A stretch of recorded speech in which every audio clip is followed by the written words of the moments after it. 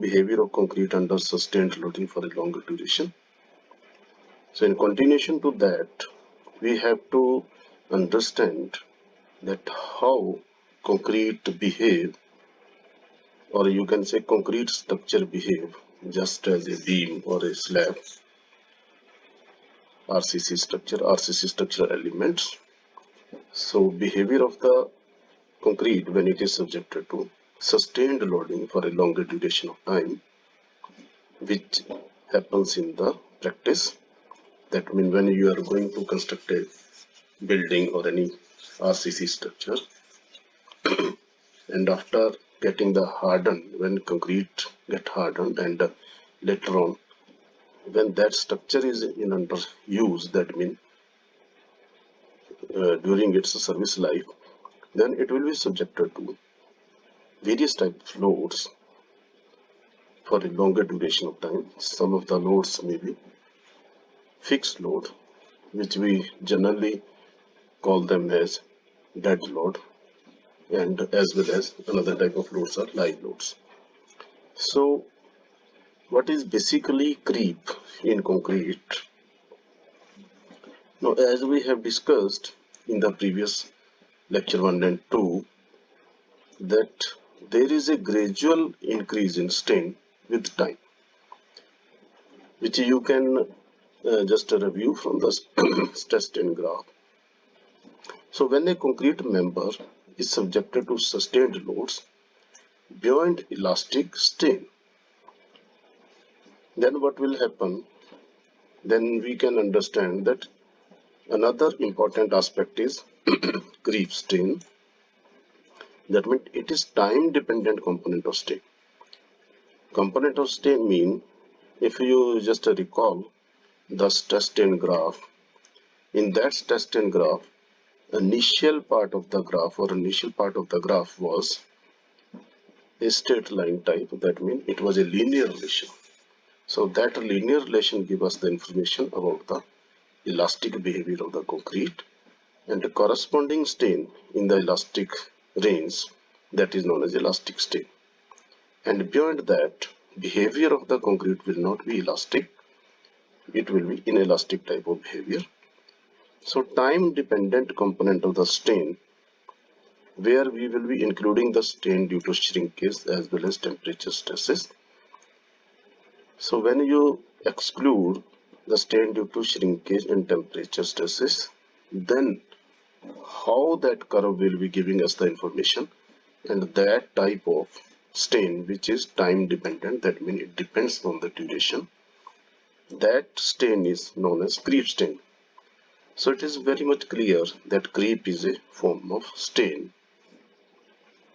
Now from this picture, that is a sketch of the graph between the strain and the along x-axis we have taken time since application of the load.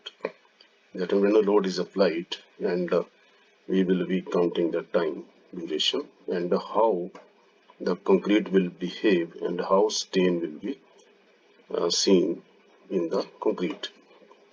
So you can see here up to this particular limit, or you can say exactly up to this limit, here load is consistent and there is a strain, and the strain up to this limit is known as elastic strain, because it is just a elastic part of the curve, a modified part of the curve. So this is the strain when load is within the elastic range. That type of strain is elastic strain. Now you can see here beyond this particular point, the graph is just like a parabola, or you can say it is a particularly curve shape. So this curve shape you will see here beyond the elastic strain, which we have already mentioned here. Beyond the elastic strain, the strain which you observe, that is known as creep strain, and that is due to the creep behavior. Now after that, the graph will be reaching somewhere here, and now let us suppose the load is removed, that means unloading takes place. Then the graph will be just you will see it is a dropout, and this type of graph, that means when you have just removed the load and there is unloading of the member, sudden drop you will observe, and this type of sudden drop we will say it is instantaneous recovery in the strain. And after that graph will be just as you can see here, it will be parabola and so on. So first of all we have gone through, that is first one is the elastic strain, then second one is the creep strain, and after unloading there is instantaneous recovery, and after this instantaneous recovery there is it will take some time to recover in the creep, so to reach its initial stage. So this is known as delayed creep recovery, that means it is not instantaneous recovery, so it will be taking some time. And after that you are observing here strain is almost remaining constant, so it means some creep strain just remained within the member which is termed as residual creep strain.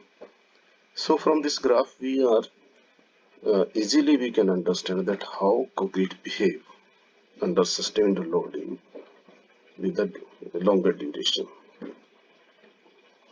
Now this creep strain is much larger than the elastic strain on loading. So this is the important point. Now elastic strain we have discussed that what is the meaning of elastic strain. Then creep strain we have gone through, elastic strain, creep strain. Then during unloading, instantaneous recovery, delayed creep recovery, and the residual creep strain. So all the information we have discussed. Now you can refer clause number 6.2.5 of IS 456 2000 to just get the information on what factors this creep of concrete depends.